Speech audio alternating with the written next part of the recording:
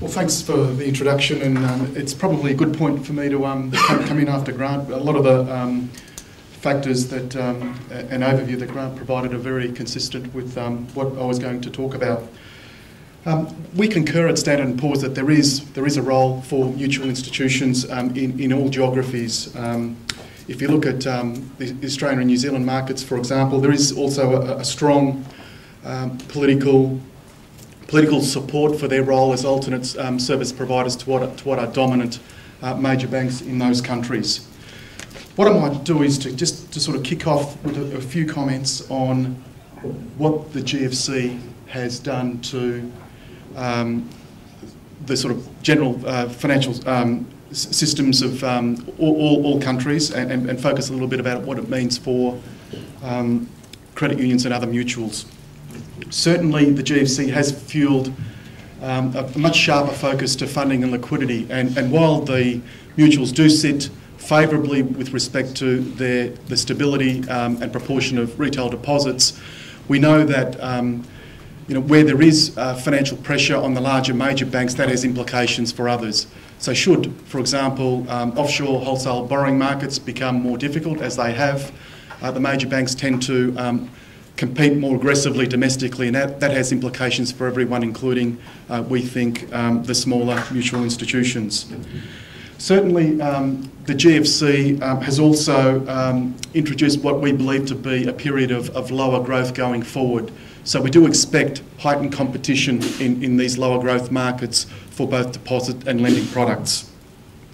The good news for New Zealand with respect to the GFC is we did see a relatively orderly unwind of the property market. So some of the economic imbalances that we still see in Australia, for example, are not so acute here in New Zealand.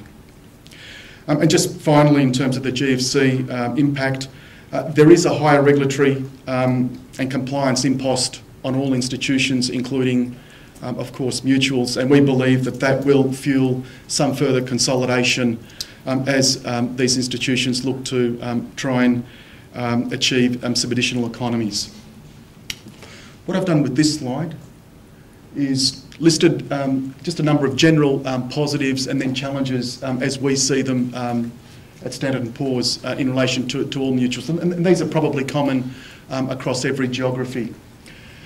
Similar to Grant's conclusion, we do believe that capital is a strong story for mutuals. Certainly in Australia and New Zealand, Standard & Poor's risk-adjusted capital modelling shows that the capital ratios are closer to 20% for mutuals compared to other financial institutions.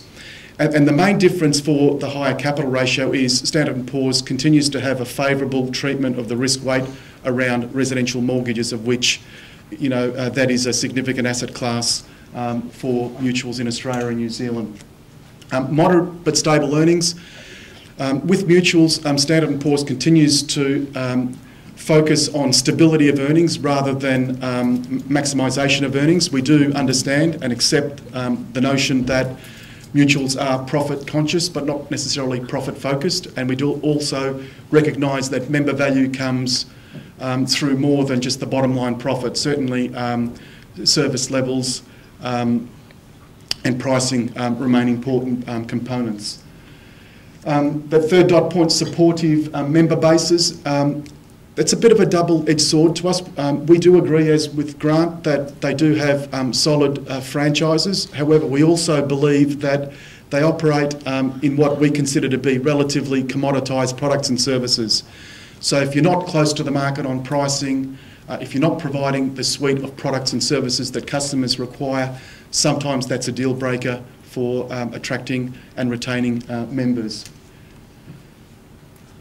Moving very quickly to the negatives, and I can't see my dot points there. So I've spoken about the susceptibility to competition. Small size, we believe that contributes to what is higher cost to income positions, which places the mutuals at a slight disadvantage to heightened competition. I've mentioned their adequate but less sophisticated risk management practices. We do believe that they're sufficient, but certainly not as advanced as what we see in some of the banks.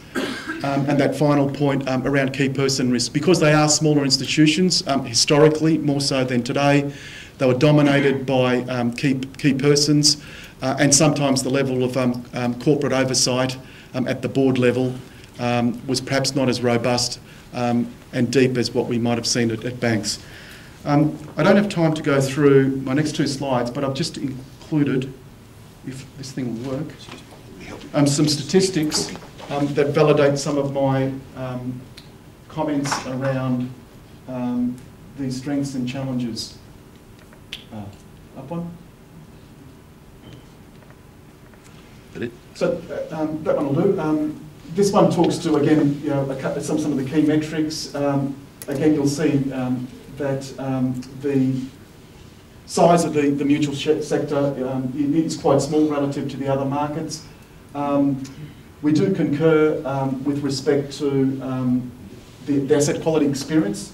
You'll see there that some of the key metrics in terms of non-performing assets and credit losses are significantly better at the banks.